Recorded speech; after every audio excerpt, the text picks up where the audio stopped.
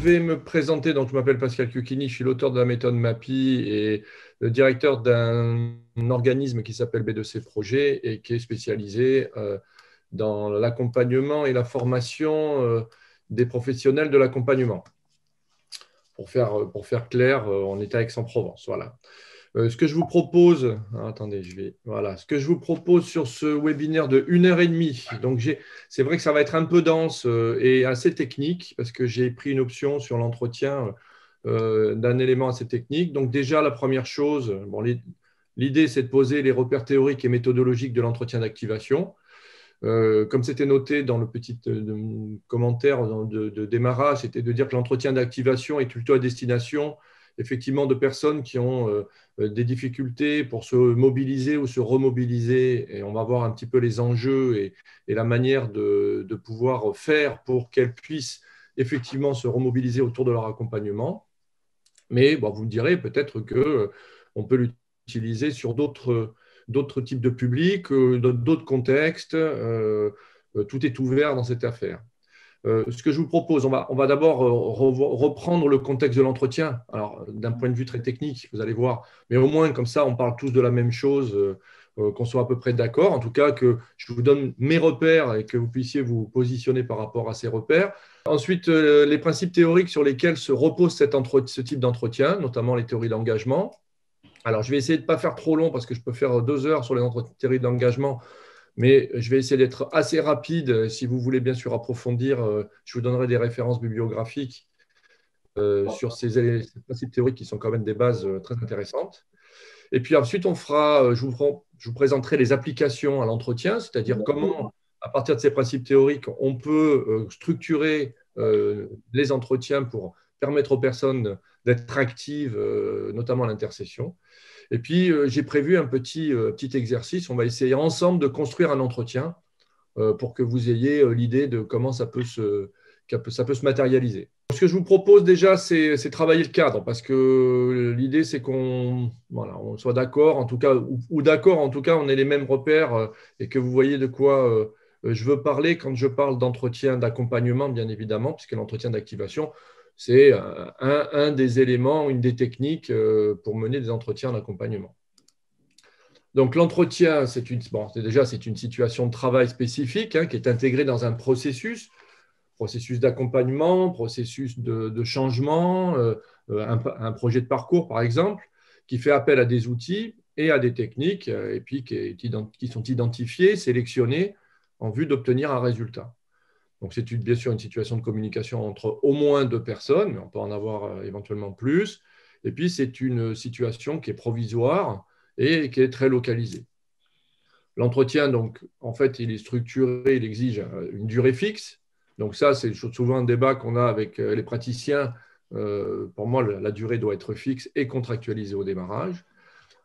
Chaque entretien doit avoir un objectif qui est énoncé au démarrage, discuté, on le verra tout à l'heure, et accepté par les interlocuteurs. Le lieu, bien sûr, de l'entretien doit être adapté, c'est-à-dire l'espace en fonction duquel on va travailler. Et puis, il y a bien sûr une méthode qui peut être mise en œuvre, qui est adaptée à l'objectif identifié, qui est adaptée, bien évidemment, à la personne, à ses capacités, qui est adaptée aussi au moment où se déroule l'entretien, c'est-à-dire peut-être en début d'entretien, on ne travaillera pas de la même manière, en début d'accompagnement, pardon, on ne travaillera pas de la même manière que si on est en milieu, voire en fin d'accompagnement. Et puis, bien sûr, des modalités de fonctionnement qui sont établies et reconnues par les parties en présence. Donc, l'entretien exige, tout compte fait, un cadre bien identifié et bien accepté par tout le monde. Alors, un entretien, on a tendance à dire que ce n'est jamais la même chose, mais c'est toujours de la même manière, ce qui est très structurant. Donc, nous, ce qu'on propose, c'est toujours un entretien en 3 temps. Une introduction, donc on pose la relation, on pose le cadre, on s'accorde sur le cadre de l'entretien. Un déroulement, et c'est de ça qu'on va parler notamment dans l'entretien d'activation, c'est-à-dire des échanges d'informations, mais aussi des activités que l'on va proposer. Et puis une conclusion, c'est-à-dire on évalue les résultats de l'entretien. Est-ce que l'objectif s'est bien passé? Et puis, on cadre, et c'est un des enjeux, on va proposer, négocier, coélaborer le cadre de l'intervention, de l'intercession. Bon, je vous ai mis quelques éléments sur l'introduction. Je vais faire vite parce que ce n'est pas forcément l'objet, mais bien évidemment, l'introduction et la conclusion font partie des enjeux très, très, très, très importants de l'entretien. Donc, bien sûr, on pose le cadre. Hein, l'entretien se situe à un moment du parcours du processus d'accompagnement. Il est donc contextualisé. L'objectif de l'entretien, ben, en fait, c'est à l'issue de l'entretien, on verra tout à l'heure, ou de la séquence ou de la séance, voilà le résultat que l'on souhaite obtenir. Un déroulé. Donc, pour atteindre l'objectif, on doit exécuter différentes activités, donc une proposition de déroulé, d'activités à faire. Une méthode, c'est-à-dire l'ordre dans lequel ces activités vont être réalisées, le temps de l'entretien, c'est-à-dire le temps qui est fixé, le rôle de chacun et le contrat. Donc, l'introduction, c'est tout ça. Et il faut passer tous ces éléments-là, les discuter, et on reverra sur les théories d'engagement, voir ce qui est négociable et ce qui n'est pas négociable. Et je reviendrai dessus tout à l'heure, c'est-à-dire que l'introduction a vraiment ce rôle de cadrage pour que la personne puisse comprendre, se sécuriser, comprendre dans quoi elle s'inscrit, et bien évidemment pouvoir apporter sa pierre, c'est-à-dire discuter librement des éléments sur lesquels elle veut travailler, elle veut s'appuyer. Notamment, je pense qu'on verra ça, mais une des choses à négocier, c'est surtout l'ordre dans lequel les activités vont être réalisées. Ça peut lui appartenir. Le temps d'entretien ne lui appartient pas et l'objectif, il a été contractualisé dès le démarrage et donc c'est un peu au praticien de l'utiliser et de le travailler. Une conclusion, donc en fait, vous avez compris, je me débarrasse un peu de l'introduction à la conclusion pour aller sur le cœur du système, le cœur du réacteur. Mais la conclusion, c'est bien sûr, on arrête l'entretien, le temps est écoulé, donc on s'arrête là où on en est. Alors, avec une petite marge, bien évidemment, il ne faut pas être psychorigide. On évalue la réussite de l'entretien, où est-ce qu'on en est. Donc, on fait un état de l'atteinte de l'objectif défini, où est-ce qu'on en est. Est-ce qu'il est atteint, non atteint. On réalise une synthèse de l'entretien, une cristallisation. Qu'est-ce qui s'est passé pendant l'entretien. Et puis ensuite, on passe bien évidemment à l'activation sur l'intercession, c'est-à-dire les activités qui restent à mettre en œuvre pour atteindre l'objectif, celles qui seront entreprises par la personne et celles qui seront éventuellement entreprises par l'accompagnant, et puis celles éventuellement qui seront vues lors de l'entretien suivant. Donc, un élément de cadrage très, très, très important à ne pas négliger en conclusion. Et bien sûr, une durée de l'intercession, c'est-à-dire combien de temps on se donne, la personne se donne pour réaliser les activités qu'elle se propose de mettre en œuvre. Voilà. Et puis, bien sûr, à la fin, un contrat de l'intercession, c'est-à-dire, notamment, on s'accorde sur la date et puis on reprend l'ensemble, l'objectif, les activités, pour que la contractualisation et que la personne, ce soit bien clair pour elle. Et donc, on a bien posé le cadre. En gros, on pourrait mettre l'entretien dans une séquence, c'est-à-dire un entretien, ce n'est jamais qu'une partie d'un travail final. Donc, on pourrait, là, dans l'illustration, avoir un premier entretien, des tâches à réaliser, un deuxième entretien, des tâches à réaliser, un troisième entretien. Donc, on voit bien que l'entretien, en fait, il sert de cadrage, il sert à préparer la personne. Et ce qui va se jouer, c'est bien sûr les intercessions, c'est-à-dire les tâches à réaliser en autonomie. Alors, par autonomie, on entend bien évidemment la capacité de la personne à activer ses ressources, mais ça peut être bien évidemment ses capacités à activer ses ressources, à activer d'autres ressources. Ce n'est pas simplement elle le fait tout seul. Ça peut être aussi elle le fait avec d'autres, elle se fait aider, elle fait appel à un autre professionnel, etc. Ce qui se passe au niveau des intercessions, c'est bien évidemment le plus important. On va voir ça. Et donc, ce qu'on dit, c'est que souvent, l'entretien, c'est une démarche pédagogique qui doit mettre en activation, mettre en condition la personne pour qu'elle puisse réaliser ses tâches en autonomie.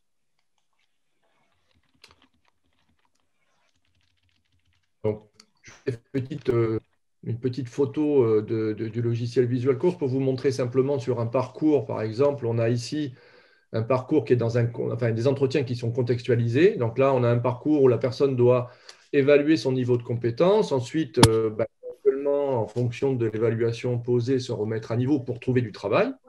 Et donc, vous voyez bien que là, si je suis sur cette étape-là, eh ben, en fait, je vais avoir des entretiens qui sont des entretiens contextualisés. C'est pour ça que je disais que l'objectif de l'entretien, ben, en fait, il est posé par l'avancement au niveau de l'étape, voilà, tout simplement. Je crois qu'il y a quelqu'un qui a mis le micro et qui tape sur l'ordinateur. Donc, je n'ai pas de problème pour taper sur l'ordinateur, mais si vous pouvez couper le micro, c'est sympa parce qu'on vous entend. Merci bien. Voilà, donc je ne sais pas, à ce niveau-là, l'enjeu, c'est bien sûr sécuriser la démarche, favoriser l'autonomie et faciliter la réalisation de l'activité. Donc, c'est permettre à la personne accompagnée de mettre en œuvre effectivement et en autonomie les activités à réaliser en dehors de l'entretien. Donc, encore une fois, tout l'enjeu, c'est de préparer la personne. C'est un travail préparatoire et je vais revenir tout à l'heure sur les apports théoriques parce que ces apports théoriques sont fondamentaux dans la mesure où en fait, on va pouvoir après positionner l'entretien là où il doit être positionné. Alors, bien sûr, c'est un entretien d'activation. Peut-être que d'autres types d'entretiens sont des entretiens qui ont une finalité pure, c'est-à-dire tout seul, ont un objet et on ne peut faire qu'en entretien. Sur l'entretien d'activation, bien évidemment, l'enjeu, c'est vraiment de permettre à la personne de passer ce qu'on appelle en conduite effective, c'est-à-dire de travailler aux intercessions.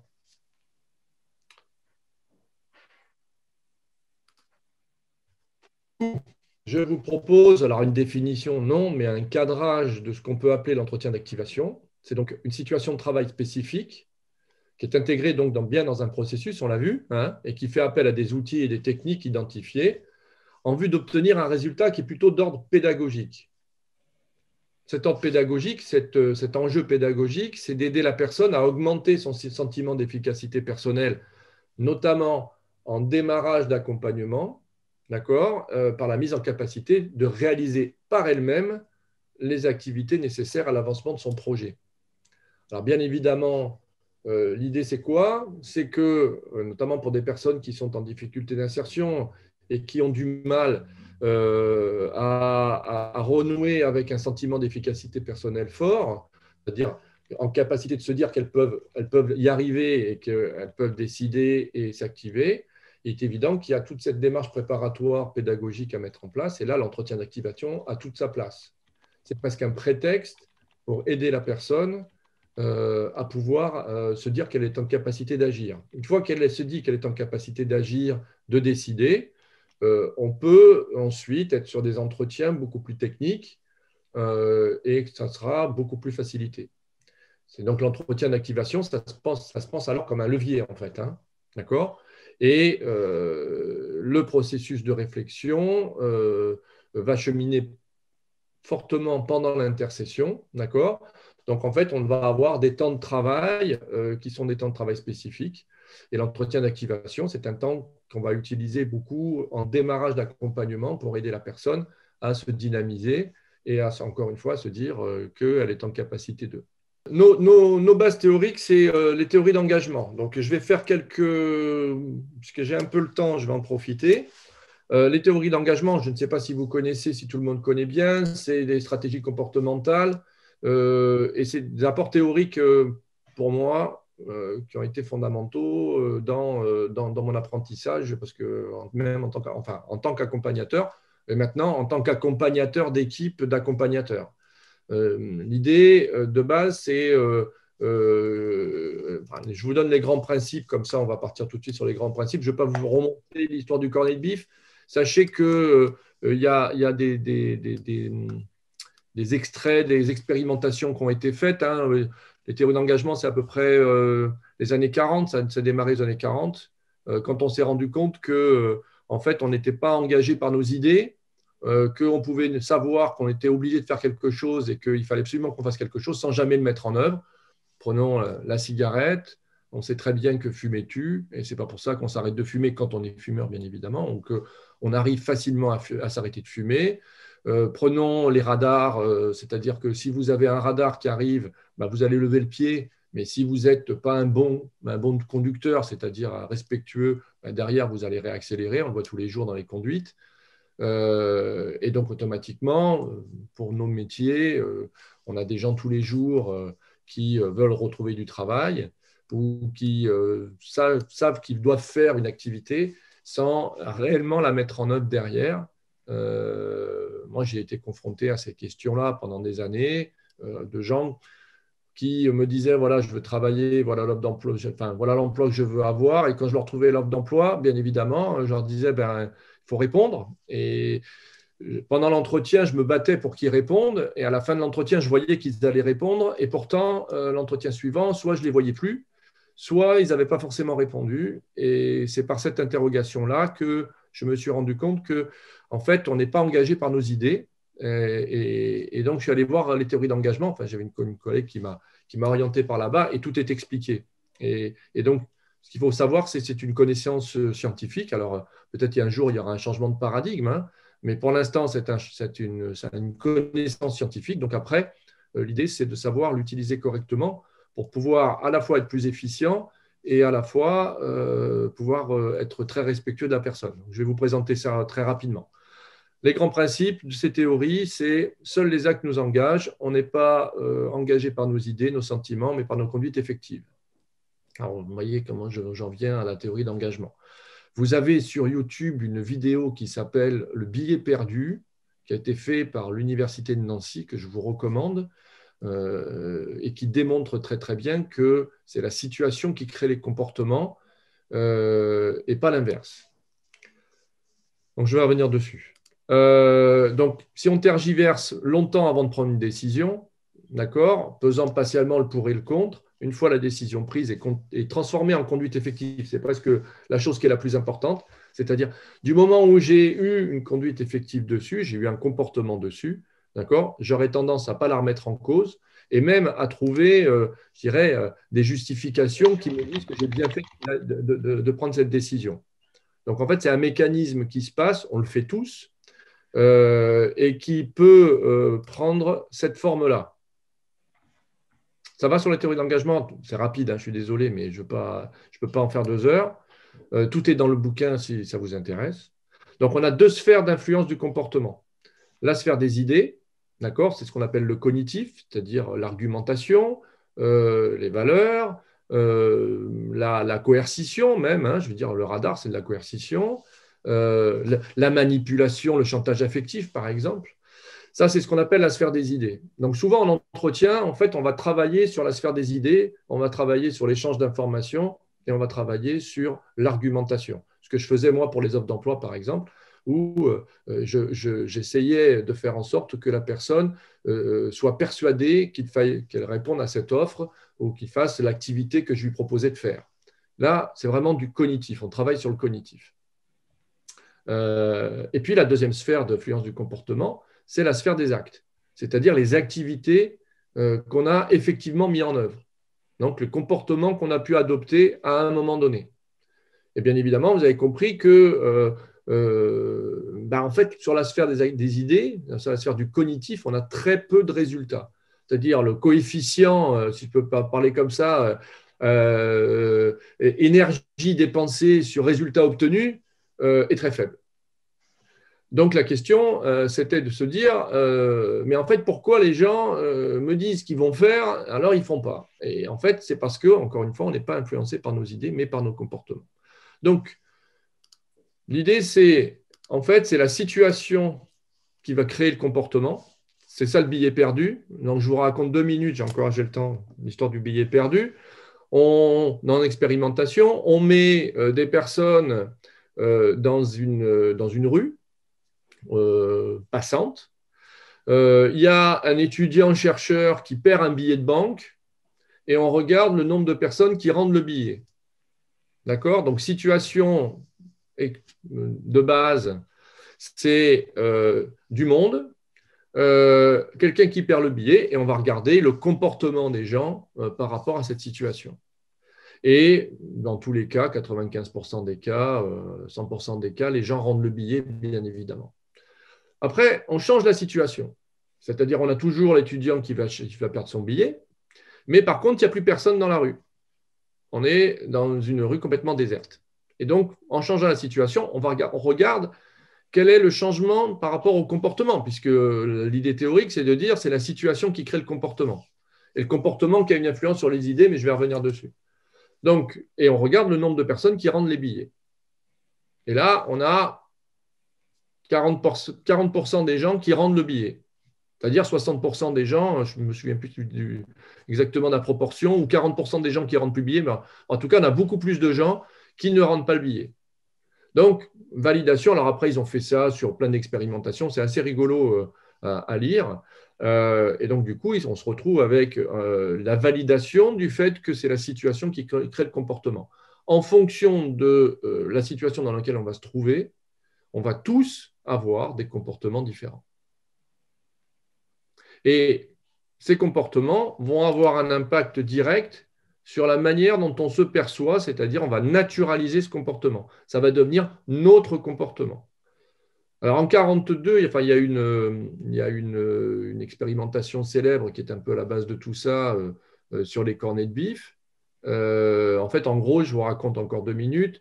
En fait, en 1942, l'Amérique rentre en guerre et en fait, ils avaient travaillé des campagnes de pub, ils avaient créé le cornet de bif, c'est-à-dire, vous savez, le bœuf en gelée qu'ils envoyaient au front avec les GI.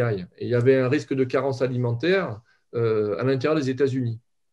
Alors, le gouvernement américain avait fait des campagnes de pub, donc travaillé sur la sphère du cognitif ici, en demandant aux ménagères, aux Américains de l'intérieur, de manger des abats. Les Américains, culturellement, vous ne leur faites pas bouffer des abats, ce n'est pas possible, ils ne peuvent pas se mettre dans la bouche. Donc, qu'est-ce qui s'était passé? Bien évidemment, personne ne mangeait des abats, les campagnes de pub ne marchaient absolument pas. Et donc, ils ont demandé à un psychologue, Kurt Lewin, qui était un Allemand d'ailleurs, qui avait fui le régime nazi, qui était arrivé aux États-Unis, de travailler avec eux pour améliorer les rendements de ces campagnes. Et donc, il a commencé à travailler lui aussi sur les campagnes de pub, c'est-à-dire sur le cognitif. Il a soigné les chiffres, les verbes, etc., le discours. Et il s'est rendu compte qu'il y avait 0 résultat en matière de conduite effective, c'est-à-dire que les Américains ne cuisinaient toujours pas les abats. Donc, bon, je vous passe les détails, mais il est passé en mode expérimentation. Il a pris des ménagères à l'époque, parce que c'était les ménagères qui étaient ciblées comme cuisinières, et il leur a sorti des discours, des arguments en petits comités, et ils ont commencé à mesurer les résultats. Quand les gens sortaient de la réunion, en fait, le questionnaire était très explicite. Il disait « j'ai compris, je vais le faire, il n'y a pas de problème. » D'accord ? Et pourtant, quand on mesure 3 mois après les conduites effectives, personne ne l'a fait. Donc, il s'est dit, c'est là où il s'est dit, il n'y a pas de sphère d'influence entre les idées et les actes. C'est-à-dire, on peut être très bien persuadé qu'on doit faire quelque chose sans jamais le mettre en œuvre. Donc, du coup, il a changé, c'est là où ça a démarré, il a changé complètement la situation dans laquelle il était, et il a demandé aux ménagères d'amener leurs recettes préférées, et il les a fait travailler, co-construire les recettes, avec bien sûr le discours du pourquoi on le fait, c'est-à-dire c'était très clair, avec les risques de carence alimentaire, etc. Et puis il pose la même question à la fin, c'est est-ce que vous avez compris pourquoi on a fait ça? Oui, oui, on a compris. Est-ce que vous allez le faire? Oui, oui, on va le faire. Et quand il mesure 3 mois après les conduites effectives, là on est passé de 0 à 40% de conduite effective. C'est-à-dire que 40% des ménagères ont effectivement cuisiné les abats et fait manger les abats. Alors, la différence les a interpellés et donc ils ont re-questionné celles qui avaient cuisiné. Et alors on a dit, mais pourquoi vous avez fait? Parce que de toute façon, en règle générale, personne ne le fait. Et là, les ménagères ont été tout à fait surprises de la question et ont dit, mais c'est normal, je suis une bonne mère de famille, je suis une bonne patriote, je suis. Et donc, c'est ça le phénomène de naturalisation qu'on fait tous, c'est de naturaliser des activités, des comportements qu'on a eus de manière complètement, je dirais, aléatoire, qui sont liés aux situations. Et ensuite, à le rationaliser, c'est-à-dire qu'une fois que je suis persuadé que je suis comme ça, bien évidemment, je vais avoir des comportements qui vont dans le même sens. Alors, pourquoi ça nous intéresse, cette affaire? Mais bien évidemment, vous avez compris que quand on se retrouve dans une situation d'insertion où on cherche du travail et qu'on n'en trouve pas, situation spécifique, je fais des CV, des lettres de motivation, je n'en trouve pas, je vais naturaliser, je vais avoir tendance à naturaliser, mais ça c'est très fort, hein, on le fait tous de manière complètement implicite, que c'est moi qui suis pas bon, qui n'y arrive pas, etc., etc. Et donc, du coup, je vais rationaliser ce comportement, enfin cette idée, en comportement, c'est-à-dire je vais le transformer en comportement. Et donc, je vais commencer à me mettre peut-être en échec, je vais avoir moins tendance à répondre, je ne vais pas oser faire les choses, etc., etc. Et vous comprenez bien que la problématique d'un accompagnateur, c'est que tant que la personne est naturalisée en échec, ben, vous pouvez mettre autant d'énergie que vous voulez, vous allez avoir des comportements, comme je décrivais tout à l'heure, des comportements qui s'expliquent et je dirais, qui se travaillent. C'est-à-dire, il faut d'abord que la personne puisse changer son comportement pour ensuite pouvoir… Il y a une question de Nadia qui dit que ça la renvoie à la théorie socio-cognitive de Bandura. Oui, sur la dissonance cognitive, tout à fait. On est vraiment dans la question d'un classique dissonance cognitive. C'est une situation de travail paradoxale dans laquelle je vais mettre la personne pour qu'elle puisse bouger, bien évidemment, ses idées et ses comportements. Tout à fait. On va pouvoir s'appuyer aussi complètement là-dessus. Et c'est très intéressant. C'est pour ça qu'un travail collectif, par exemple, une situation de travail collectif, parce qu'on n'est jamais aussi bien en situation qu'avec ses pairs. Et quand, bien évidemment, je vais voir, quand je suis bien assis sur mes convictions et que je vais voir quelqu'un qui me ressemble et pourtant qui n'a pas du tout le même comportement et le même discours, ça va me faciliter mon changement de comportement, bien évidemment. Et après, je peux travailler cette naturalisation. Oui, oui, complètement. Le processus d'engagement, il se produit comme ça. D'accord? D'abord, on crée une situation. C'est-à-dire une situation, ça sera probablement d'ailleurs une accumulation des trois. De l'information, alors je l'ai mis en dernier, mais il ne faut pas croire que c'est une hiérarchie. Hein, de l'information, c'est-à-dire je dis les choses, on échange de l'information, on se cadre bien.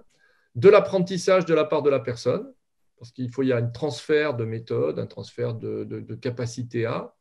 Et puis, bien sûr, des activités. Et c'est là où on arrive sur l'entretien d'activation, parce que l'entretien d'activation passe par des situations, donc des activités, et pas que de l'échange d'informations. Deuxième point, une décision libre.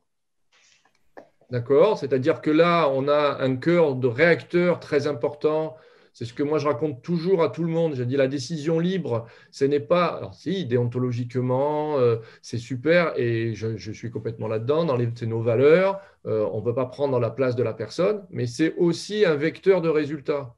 Une personne qui a pris sa décision véritablement librement, hein, c'est pas je te dis ce qu'il faut que tu fasses, mais tu décides. Non, c'est véritablement librement, sera beaucoup plus engagé qu'une personne qui l'a pris sous contrainte. C'est ça que nous disent ces théories-là. Donc, il faut veiller à ce que la décision soit carrément libre, réellement libre, complètement libre. D'accord? Et donc, ça s'apprend, c'est très technique, et ça s'apprend parce que ce n'est pas tout à fait naturel pour nous. Et puis, ce n'est pas forcément culturel non plus. C'est-à-dire que quand on a des objectifs de résultats, on aimerait bien que peut-être la personne prenne la décision qui va dans ce que je pense être la bonne décision, voire être la décision qui peut être la décision qui est arrangeante, ou en tout cas qui amène à un résultat conforme. Et pourtant, c'est contre-productif. Parce que vous pensez avoir obtenu un résultat rapide, mais derrière, vous créez les conditions de la non-réussite. La personne risque de vous claquer dans les doigts. Donc, je continue, excusez-moi, je vais rapide. Situation préparatoire, décision libre, et ensuite un acte derrière. Et là, on a un triptyque d'engagement qui fait que la personne va rationaliser et donc va devenir autonome, puisqu'en fait, elle va trouver les ressources en elle-même pour se dire, en fait, j'y suis et c'est bien que j'y sois allé, c'est moi qui ai décidé. Et donc, c'est moi qui ai décidé de faire cette activité. C'est moi. Et donc, du coup, elle va continuer beaucoup plus fortement dans le même sens et donc pouvoir aller au bout de l'activité. Parce que vous avez bien compris que le phénomène de naturalisation, j'ai intérêt que l'activité soit réussie. Parce qu'après, on peut dénaturaliser, hein, il y a des techniques, mais néanmoins, dénaturaliser, c'est toujours un peu embêtant. Alors que si je naturalise, c'est-à-dire, ben, vous y arrivez. Regardez, c'est super ce que vous avez fait. Ah ben, vous m'avez apporté les éléments, c'est génial. Ben, vous voyez que tout de suite, la personne, elle est beaucoup plus engagée et beaucoup plus motivée à faire les choses. Donc, gardons le triptyque dans l'esprit, si vous voulez bien. Situation préparatoire, donc acte préparatoire, décision libre et acte. Et je vais vous montrer comment on peut le décliner au niveau de l'entretien. Puisque nous, aujourd'hui, nous, on travaille sur l'entretien. Après ça, on peut le décliner sur beaucoup de choses. Hein. Il n'y a pas que l'entretien, mais nous, aujourd'hui, on travaille sur l'entretien. Donc, j'en parlais tout à l'heure, les stratégies comportementales appuient sur la liberté de choix. D'accord? C'est très important, donc je ne vais pas aller plus loin, mais l'individu qui a pris une décision sous contrainte se sentira beaucoup moins engagé par son acte que celui qui l'a pris librement. Donc ça, c'est vraiment quelque chose qu'il faut, c'est un fondamental qu'il faut garder dans la tête. Et bien évidemment, l'idée des stratégies comportementales, c'est d'adopter en toute liberté des comportements nouveaux. Hein. Donc, on revient sur Bandura, bien évidemment, mais l'idée, c'est quand même que la personne puisse avoir des comportements qu'elle n'a pas eu jusqu'à présent ou qu'elle n'a pas eu depuis longtemps et qu'il avait mis dans un cercle vicieux de naturalisation de je n'y arrive pas, à bien sûr un cercle vertueux de naturalisation, je suis en capacité de. Voyez. Et donc, bien évidemment, comme ces comportements sont susceptibles d'engendrer des modifications sur les idées, en fait, on essaye de renverser d'abord le cercle dans lequel, le cercle de causalité circulaire, comme disent les systémiciens, dans lequel la personne se trouve. Un peu de méthode maintenant, parce qu'on va faire un peu d'application, si vous voulez bien. Donc, le déroulement de l'entretien d'activation, c'est 3 temps forts. Alors, j'enlève l'introduction et conclusion. L'introduction, on va faire pareil. La conclusion, on va faire pareil. C'est-à-dire qu'en fait, si vous faites les 3 temps hein, dont on a parlé, en fait, on peut fonctionner exactement de la même manière. L'introduction, acte préparatoire, décision libre et acte. Conclusion, acte préparatoire, décision libre et acte. Déroulement, acte préparatoire, décision libre et acte. D'accord? Donc, en fait, ce sont des enchaînements méthodologiques qu'on va travailler en permanence partout dans tout ce qu'on fait. Alors, par exemple, on va revenir sur une illustration parce que je pense qu'il n'y a que l'illustration qui peut vraiment être utile. Donc, les actes préparatoires, la personne accompagnée s'approprie donc la méthode, la technique, ça dépend le type d'entretien. Hein. Donc, en fait, elle agit sur la méthode et la technique, elle met en œuvre, elle commence à mettre en œuvre pendant la séance, d'accord, les éléments. Elle commence à agir, c'est ça qui est très important, sur les éléments. Ces éléments, ils sont mis en place pour que la personne puisse décider librement, c'est-à-dire qu'en agissant, en travaillant, non seulement elle se naturalise en capacité d'eux, elle rentre dans son sujet et elle a une décision à prendre qu'on aura repérée, qu'on lui aura donnée, c'est presque notre objectif hein, en fait d'entretien. D'accord ? Alors là, ça va dépendre de l'objectif de l'entretien, de la nature de la décision. Mais bien évidemment, à un moment donné, en fait, elle va pouvoir être en capacité de prendre telle ou telle décision. Et lors de la conclusion, bien sûr, elle travaillera sur la suite à donner. Donc, en fait, si vous voulez, l'introduction, elle décide peut-être de la méthode ou en tout cas de l'organisation de l'entretien. Je vous ai dit tout à l'heure, il y a des choses qui sont négociables et des choses qui ne sont pas négociables. Repérons la décision que la personne peut être en capacité de prendre en introduction. Pendant le déroulement, elle doit prendre une décision sur éventuellement la suite à donner, mais est-ce que j'y vais, est-ce que j'y vais pas? Si je prenais mon offre d'emploi, par exemple, c'est est-ce que je réponds, est-ce que je ne réponds pas à l'offre d'emploi? Donc, il y a un travail préparatoire qui est fait pour lui permettre de récolter des informations qui lui permettent de se dire est-ce que je réponds à cette offre? D'accord? Et pas que. Et bien sûr, en conclusion, c'est comment je fais pour répondre, c'est-à-dire comment je m'organise. Et donc, vous voyez que les enchaînements sont assez clairs. Après, il y a un acte derrière la décision. Si vous voulez avoir un effet d'engagement, bien évidemment, une fois que la décision est prise, il faut que la personne puisse poser un acte. Donc, ça peut être l'accompagnateur avec la personne, ça peut être un élément contractualisé, hein, mais bon, en règle générale, ce qu'on fait, c'est qu'on formalise le choix de la personne. On discute de la date de rendez-vous, c'est-à-dire de l'échéance de l'intercession, et puis on remet la feuille de route. Hein. Voilà, ça peut être ça comme type d'acte, mais pas obligatoire, mais ça peut être des solutions intéressantes à travailler. Donc on a un triptyque, un entretien dans lequel on va enchaîner ces triptyques-là. Encore une fois, on pourrait l'appliquer à pas mal de situations de travail, hein, mais là, on est sur l'entretien. Donc, acte préparatoire, décision libre et acte. D'accord? Donc, en fait, l'idée, encore une fois, c'est de proposer des activités préparatoires à la personne pour l'aider à s'engager dans l'intercession. Donc, après, avec un peu de provocation, mais pas trop, tout compte fait, en fait, l'entretien, il ne doit pas atteindre l'objectif.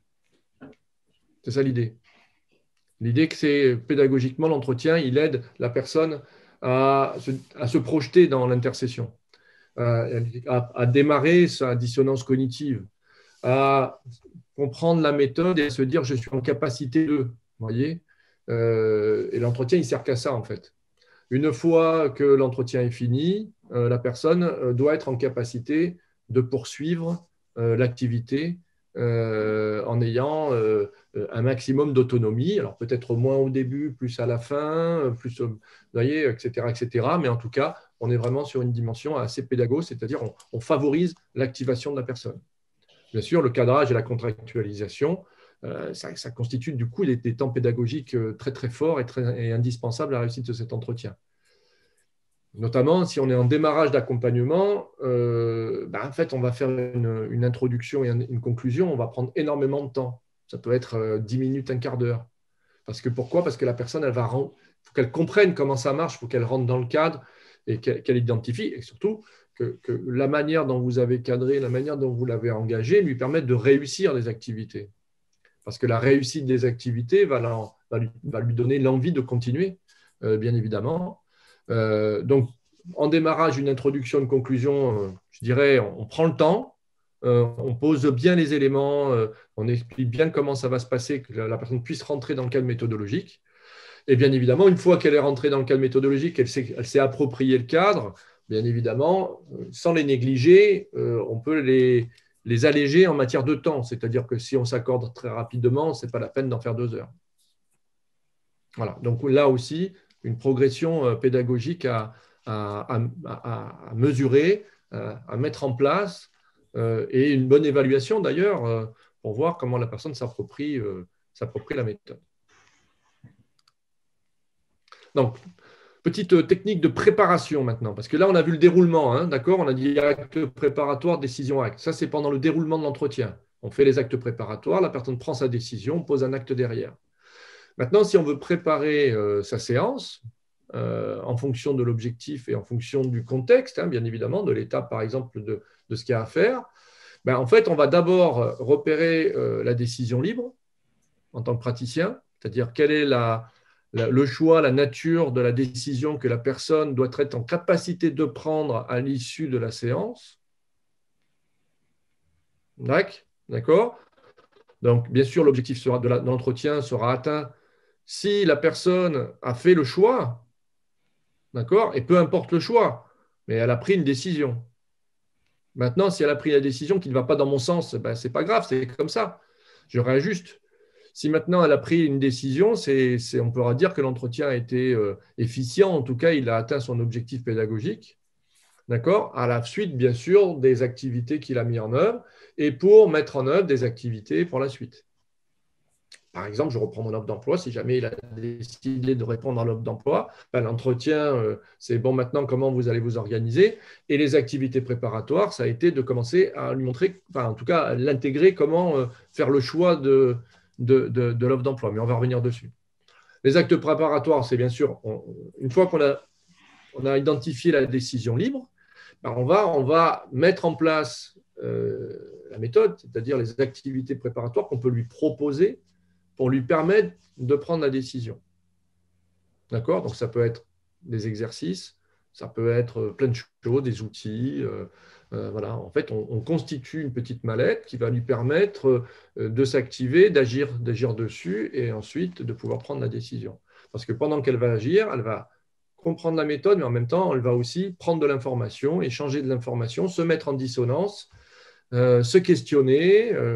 Et là, on peut participer avec elle à l'activité, ce n'est pas un problème. L'idée, c'est de l'aider à réunir les informations pour qu'elle puisse prendre la décision. Et bien sûr, on validera l'acte derrière, c'est-à-dire qu'est-ce qu'on met comme acte derrière pour que la personne renforce son engagement.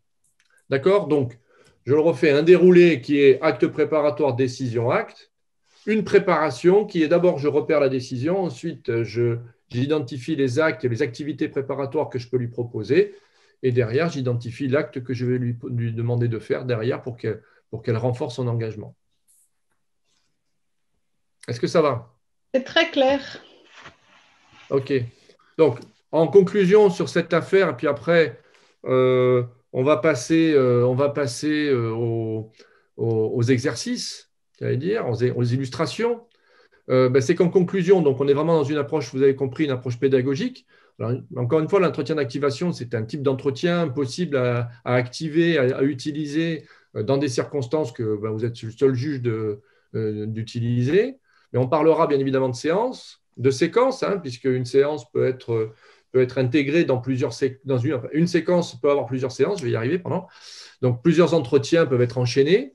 Des objectifs opérationnels, un contexte, une décision libre, des activités préparatoires. Alors, là où c'est intéressant, je reviens sur la question de la modélisation, c'est qu'en fait, si on est d'accord que la situation crée le comportement, et qu'il faut individualiser, bien évidemment. Néanmoins, on peut estimer que quand on a créé sa séquence sur l'offre d'emploi, par exemple, ou sur autre chose, on va voir ensemble, hein, en fonction des contextes, cette séquence, ces situations préparatoires, ces enchaînements, même s'il va falloir bien évidemment faire attention, toutes les personnes sont dans des situations différentes, leur progression ne sera pas la même, le niveau de difficulté des activités à appréhender sera différent.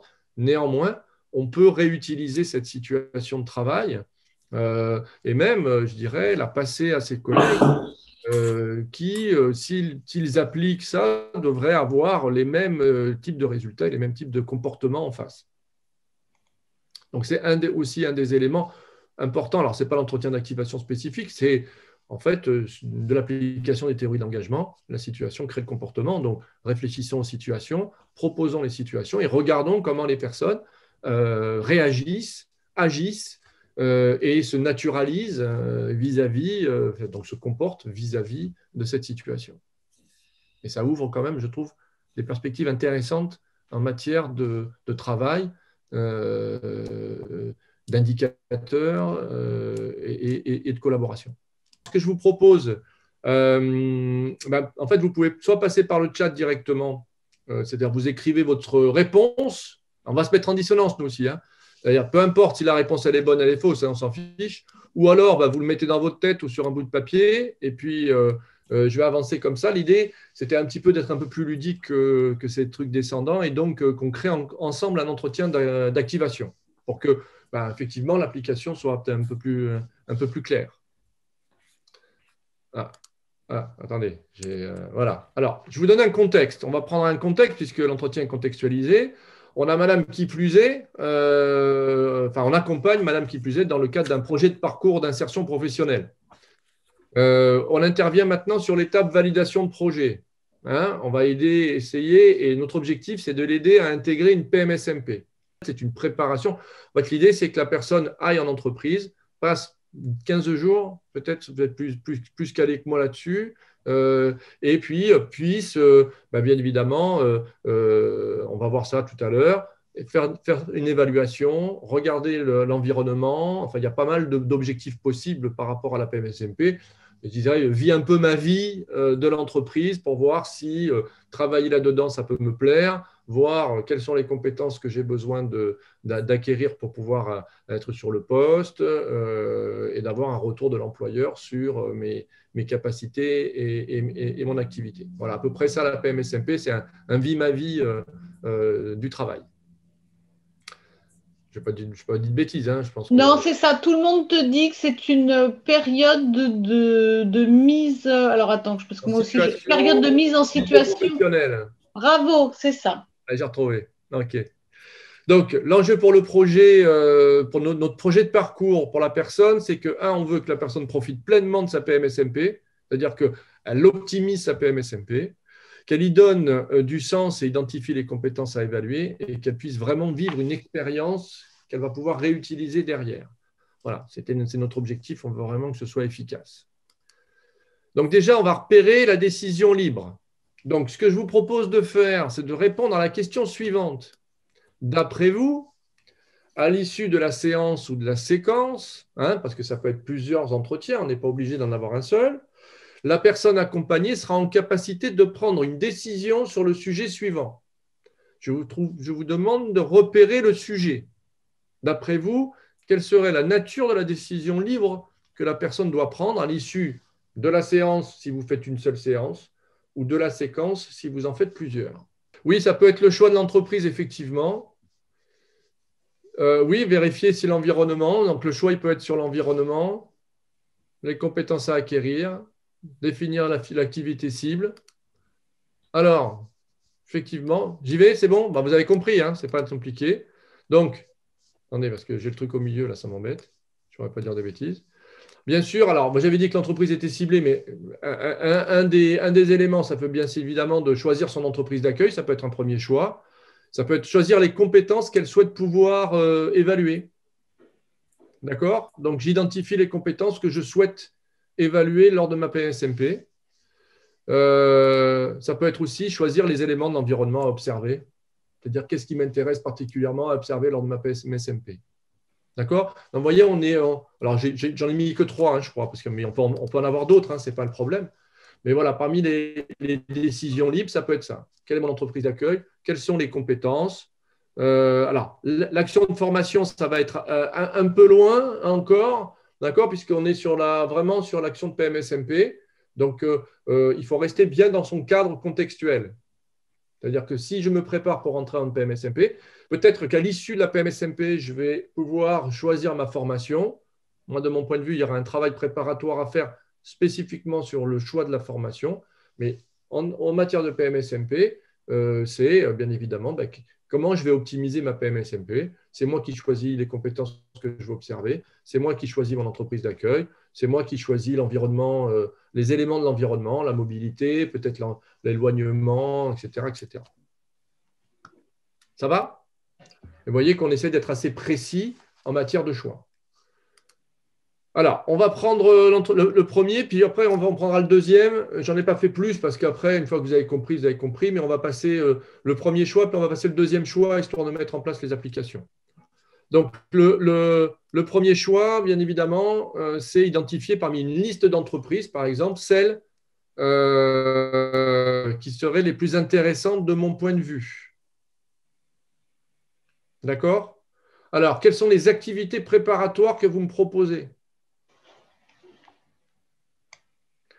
Si à l'issue de cette entreprise, enfin, si je dois choisir mon entreprise, c'est-à-dire identifier parmi une liste d'entreprises 2 ou 3, par exemple, j'ai oublié le 3 là, 2 ou 3 ou 4 qui seraient les plus intéressantes de mon point de vue. Quelles seraient les activités que la personne devrait pouvoir, lors de sa séance, faire pour pouvoir être en capacité de choisir, vous avez compris, 2 ou 3 entreprises? Oui, définir ses propres critères de choix d'entreprise, effectivement, il va falloir lister effectivement ces critères, c'est-à-dire qu'est-ce que j'attends de l'entreprise, ou en tout cas, qu'est-ce qu'elle peut m'apporter. Lister les entreprises de mon territoire, vous avez bien raison, voilà, sur sa zone de mobilité, se renseigner sur les entreprises proposées. Oui, ça, effectivement, dans un deuxième temps, je peux les lister, identifier 2-3 entreprises, aller me renseigner, sélectionner. Bon, vous avez compris, ce n'est pas si compliqué que ça. Et je sens qu'il y en a qui vont me dire, mais on le fait déjà. Oui. Eh bien, vous avez raison, vous le faites déjà. Mais il y a une différence entre je le fais déjà de manière spontanée et je le fais faire à la personne pour obtenir un résultat avec méthode. C'est la seule différence que je peux avoir. C'est-à-dire qu'effectivement, on voit bien qu'en faisant comme ça marche mieux que si on ne le fait pas. Par contre, la question, c'est comment pédagogiquement je le mets à la disposition de la personne pour qu'elle naturalise sa capacité d'action. C'est tout, hein. Je pense que c'est un petit peu la différence. Vous voyez, ce n'est pas très, très compliqué à faire, puisqu'en fait, spontanément, on le fait. Enfin, en tout cas, moi, personnellement, je le faisais assez spontanément, parce que je voyais bien les choses qui marchaient, les choses qui ne marchaient pas. Après, une fois que je le fais avec méthode, que je l'explicite à la personne, que je lui explique comment on va faire, etc., on a une efficacité qui est démultipliée. Alors, quelle activité allez-vous lui proposer d'effectuer? Donc, vous l'avez bien dit, à partir du poste du projet à valider, créer une série de critères prioritaires, hein, créer une liste d'entreprises, identifier les entreprises par rapport aux critères, par exemple, et puis choisir 2-3 entreprises à contacter en priorité, faire une transitivité, c'est-à-dire l'entreprise 1 est préférée à l'entreprise 2, qui est préférée à l'entreprise 3. Ce sont des actes préparatoires. Alors, selon les personnes, ils vont pouvoir le faire en totalité, en autonomie, et il va falloir plusieurs séances, etc. etc. Vous avez compris le système. Et bien évidemment, une fois la décision prise, en fait, pour les 2 premières entreprises, on peut lui demander d'expliquer les raisons, en tout cas de dire, bon, c'est quoi, s'il y a 2 raisons principales à votre choix, ce serait lequel? D'accord? Donc, elle agit sur la décision, elle ne prend pas la décision comme ça. On remet une couche en disant, explicitez votre décision. Elle note sur son tableur, ou je ne sais pas, ou vous notez pour elle, ça va dépendre des gens, la liste des entreprises par ordre de préférence, d'accord? Puis, elle note les raisons de son choix que vous lui avez aidé à expliciter sur son tableur pour pouvoir commencer à avoir des argumentaires. Voilà, c'est une possibilité. Ça vous va? C'est parfait, Pascal. On passe à la deuxième décision? Oui. Alors, la deuxième décision, je ne me souviens plus laquelle c'est. Ah oui, c'est choisir les compétences que la personne souhaite pouvoir évaluer dans le cadre de sa PMSMP. D'accord? Donc là, l'idée, c'est j'identifie quelques compétences. Alors, normalement, je l'ai noté d'ailleurs. Voilà, parmi la liste des compétences que je souhaiterais évaluer, j'en choisis entre 2 et 5, par exemple. C'est-à-dire, quelles sont vraiment les compétences sur lesquelles j'ai besoin d'avoir de la conviction, du renforcement éventuel ou des réponses. D'accord, ça va? Donc, vous voyez, pour répondre à la question de tout à l'heure, alors c'est vrai que bon, on n'est pas dans le même cas que tout à l'heure, mais disons, l'idée, c'est que, bien évidemment, il faut amener la personne à faire des choix. Et on voit bien que dans cet exemple-là, on pourrait dire, mais toutes les compétences sont importantes. Je veux dire, je n'ai pas à choisir les compétences, c'est l'employeur qui doit choisir les compétences. Mais non, ce n'est pas l'employeur qui doit choisir les compétences. Parmi toutes les compétences importantes, s'il y en a 2 ou 3 à choisir, c'est lesquelles? Sur lesquelles vraiment on va mettre un focal. Vous voyez, c'est dans un système de contraintes, dans un système où on pourrait penser qu'on n'a pas le choix.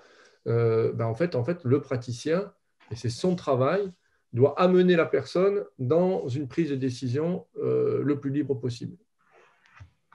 Donc, vous voyez, après, ça s'entraîne, c'est de la technique. Il y a des choix qui ne marcheront pas, des propositions de choix qui ne marcheront pas ou qui ne seront pas efficaces, puis des propositions de choix qui seront efficaces. Et puis, petit à petit, on va avoir une ingénierie, une modélisation de certains éléments et qu'on va pouvoir reproduire derrière. Donc, ça aussi, c'est de l'expérience. On tâtonne un peu, on essaye, d'expérience technique. Donc, je vous le fais parce que, donc, si je choisis, c'est quoi les activités? Par exemple, mais ça, vous avez compris qu'il n'y a rien d'extraordinaire. À partir des offres d'emploi ou des fiches ROM, votre profil, elle peut lister l'ensemble des compétences du poste envisagé, mettre ses compétences en face. Donc, on peut faire un format A4 coupé en 2, les compétences demandées, les miennes, d'accord? Et puis, elle peut mettre une note sur chaque compétence, éventuellement hiérarchiser les compétences, soit à évaluer, soit à valoriser. Et puis, choisir 2 ou 3, encore une fois, compétences sur lesquelles elle va appuyer au niveau de sa PMSMP. Voilà nos actes préparatoires. Assez simple, tout compte fait, non? Dit comme ça paraît simple. Après, c'est de l'habitude. Après, c'est de la technique.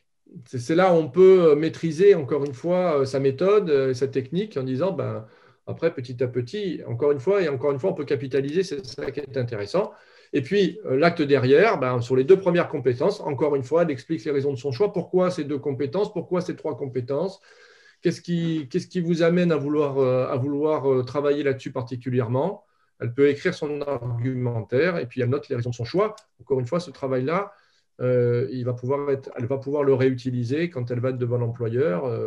Et vous voyez qu'on va avoir, je pense, mais peut-être je me plante, quelqu'un de beaucoup plus actif quand elle va être devant l'employeur avec une demande de sa part, c'est-à-dire que on essaye d'éviter, alors là on parle de la PMSMP, mais on pourrait parler des actions de formation, de remobilisation, enfin tous les... Pourquoi vous êtes là? Et moi j'en ai ras-le-bol d'entendre, je ne sais pas. Voilà. Donc l'idée, un des indicateurs, c'est que la personne est capable de dire, ben voilà mon objectif, voilà ce que je veux faire, et voilà pourquoi je vous sollicite. Et là, bien évidemment, vous comprendrez que le retour que va lui faire le formateur, l'opérateur, etc., va pouvoir la naturaliser naturellement. Je veux dire, ça va lui permettre de se dire, effectivement, j'ai bien fait d'aller dans cette entreprise, j'ai bien fait de faire ma PMSMP, et regardez, il m'a renvoyé des choses positives sur ma façon d'appréhender les choses. Alors, bien sûr, toutes choses étant égales par ailleurs, en fonction des capacités des gens, en fonction de leur apprentissage, mais néanmoins, c'est un petit peu l'effet recherché. Une fois que la personne, on lui a fait un bon retour positif de son entrée, on peut penser qu'elle va rationaliser et qu'elle va continuer dans le même sens. Un des objectifs de ce travail-là, c'est aussi de pouvoir faire en sorte que les niveaux d'adhésion soient augmentés. Le niveau d'adhésion, c'est le nombre de personnes qui rentrent sur les actions et qui restent, par exemple, ou qui restent en accompagnement, tout simplement. Sophie te demande si cela revient à engager la personne au cours des entretiens par des actions à hauteur de la faisabilité pour la personne. Oui, oui, tout à fait. Alors, déjà, oui, bien évidemment, vous avez compris que l'entretien d'activation, ça sert à engager la personne. Donc, ça sert à lui proposer qu'elle mette en place elle-même, qu'elle décide elle-même de mettre en place des activités derrière. Oui, il faut le faire par rapport aux capacités de la personne. Attention néanmoins à ne pas présager de la capacité. Donc, c'est toujours le point un peu délicat. C'est-à-dire, des fois, en faisant ce travail-là, on peut être étonné par les ressources qu'ont les gens. Donc, toujours pareil, méfions-nous de nos a priori, de nos expériences dans nos métiers, de nos habitudes. Alors, ça veut dire que quelque part, en fait, par exemple, en phase d'accueil, avoir une activité préparatoire, en tout cas quelques séances qui sont toujours les mêmes, pour pouvoir aussi évaluer la capacité de la personne et ensuite réajuster. Mais pas réajuster a priori, c'est ça que je voulais dire.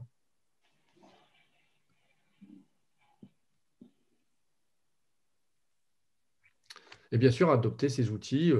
On a plein d'outils, les photolangages, comme vous le dites, le projet sans la plume. Il y a plein de choses qui existent aux éditions Qui plus est, néanmoins, enfin, pas qu'aux éditions Qui plus est, et qui sont vraiment très intéressantes. L'idée, ce n'est pas de les utiliser pour les utiliser, l'idée, c'est de les utiliser dans un contexte avec un objectif et avec un objectif d'engagement, bien évidemment. Mais l'idée, c'est que la personne fasse des activités qui vont lui permettre de travailler. Alors, juste pour finir, parce que il me reste 5 minutes. Donc, vous avez compris qu'éventuellement, on avait travaillé 3 choix. On n'a pas fait le dernier choix, mais vous avez compris le principe. Et bien évidemment, on peut les enchaîner. Ça pourrait être tout à fait intéressant. Ça va dépendre du temps qu'on a, ça va dépendre de la capacité de la personne, ça va dépendre de ses choix. Mais on aurait pu très, très bien enchaîner toutes ces séances en séquence jusqu'à l'obtention du résultat final. Bien évidemment, en théorie d'engagement, on vous dit que le coût de l'acte va avoir un effet sur l'engagement de la personne. Là aussi, parfois, prendre du temps, obliger la personne à prendre du temps, faire de l'investissement de démarrage, donc le coût de la préparation peut avoir un impact sur la réalisation et la réussite de la réalisation. Donc ça aussi, c'est pareil, ne pas essayer d'aller trop vite, ne pas aller trop lentement, ne pas être trop coûteux, mais en même temps ne pas l'être pas assez. Voilà, ça aussi, c'est des choses qui se travaillent. Seul le résultat compte. Et ça, c'est par l'expérience que petit à petit, on peut se réajuster. On peut travailler à plusieurs en disant moi, j'ai essayé ça, tiens, ça a marché. Ou si je fais 3 séances, je les perds. Ou si j'en fais 2, en fait, ils reviennent, etc., etc. Et petit à petit, sur ces principes-là, réussir à enchaîner, donc à avoir des séquences de travail qui seront toujours à peu près les mêmes, à réajuster individuellement pour chaque personne en fonction de chaque situation, mais qu'on peut avoir une base de travail, collaborative, coopérative, sur lesquelles une mallette pédagogique, par exemple, qu'on mettrait en place dans la structure et que chacun pourra aller puiser avec une certaine harmonisation en fait, des modalités de fonctionnement. Donc, en conclusion, vous avez compris, alors j'ai été un peu vite je n'ai pas suivi mon PowerPoint, mais bien évidemment, le coût de l'acte est important. Donc, les séances préparatoires vont aider la personne à s'approprier le sens des actions. Ça va l'engager, d'accord, à effectivement réaliser les actions. Quand une personne ne met pas en œuvre les actions elle avait dit qu'elle faisait, peut-être que les actes préparatoires doivent être retravaillés. Ils n'ont peut-être pas été assez coûteux, ils n'ont peut-être pas été assez compris. Et bien sûr, elle va se maintenir dans l'action, hein, même si la réalité n'est pas forcément identique à la projection ou à l'espérance qu'elle en avait. Et donc, du coup, vous voyez, l'idée, c'est que les parcours puissent se poursuivre et que le cheminement puisse se mettre en place. Donc, on doit utiliser le coût de l'acte comme un levier d'activation. Hein, c'est ce que je dis, une démarche pédagogique, bien évidemment, qui s'apprend par la pratique. Je vous ai tout raconté déjà en anticipation. C'est donc un investissement. Je vous rappelle que les situations engendrent les comportements, que vous pouvez faire des enchaînements, il n'y a pas de problème, que ces enchaînements sont reproductibles, ils peuvent s'améliorer, ils peuvent se partager. D'accord? Et donc, en fait, ce qui est très intéressant, c'est d'avoir un kit ou une mallette d'entretien d'activation, par exemple, d'accord, par rapport à votre environnement et que vous pouvez faire évoluer au fur et à mesure avec vos collègues. Et regardez les comportements des gens. Je veux dire, c'est mon meilleur indicateur, c'est comment la personne se comporte derrière. Est-ce qu'elle prend des décisions? Est-ce que, si vous mettez un bon cadre, normalement, elle fera les activités. Et est-ce que derrière, pendant l'intercession, elle a fait des choses? Et a priori, si vous mettez tous les ingrédients, ça marche. C'est un truc de fou. Donc, voilà, moi, ce que je vous propose maintenant, c'est prenez la méthode, acte préparatoire, décision libre, acte, repérez la décision libre et essayez une petite séance là-dessus ou un enchaînement de séances en posant bien votre introduction et bien votre conclusion. Donc après, il n'y a que la conviction, ouais, parce que je vais pas faire du cognitif, je ne vais pas essayer de vous persuader, parce que là, je n'ai fait que du cognitif, on est d'accord. Maintenant, il faut passer aux conduites effectives, donc au comportement. Tu as une question, il y a des personnes qui ne comprennent pas ce qu'est le coût de l'acte, Pascal. Ah, le coût de l'acte. Ben, le coût de l'acte, oui, tout à fait. C'est le prix que la personne va y mettre, d'accord, donc en durée, en intensité, en énergie, en difficulté, d'accord, bien sûr, par rapport à ce qu'elle est. Donc, ce qu'on appelle le coût, en fait, c'est combien ça va lui coûter à elle de faire l'activité. Donc, il y a des gens, quand vous êtes en début d'accompagnement, ne mettez pas des actes trop coûteux pour la personne parce qu'elle risque de lâcher au milieu. Bien évidemment, si c'est trop dur, vous allez renforcer la naturalisation, j'y arrive pas, vous comprenez.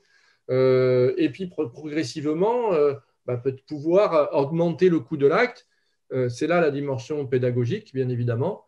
Parfois, il faut déjà, des fois, réduire le coût de l'acte, c'est-à-dire que les gens veulent faire des choses qui peuvent les mettre en difficulté. Alors, s'ils veulent, on y va, on n'a pas le choix, hein, ce n'est pas grave. Dans ces cas-là, s'ils n'y arrivent pas, il faudra dénaturaliser. Après, il vous reste la méthode en disant, ce coût de l'acte, on va le couper en 3. Et vous allez commencer par le numéro 1. Vous voyez? Donc ça aussi, c'est toute la démarche pédagogique. Écoute, il ne me reste plus qu'à te remercier encore. C'était en effet très, très riche. Merci beaucoup. Bonne continuation et merci pour votre écoute.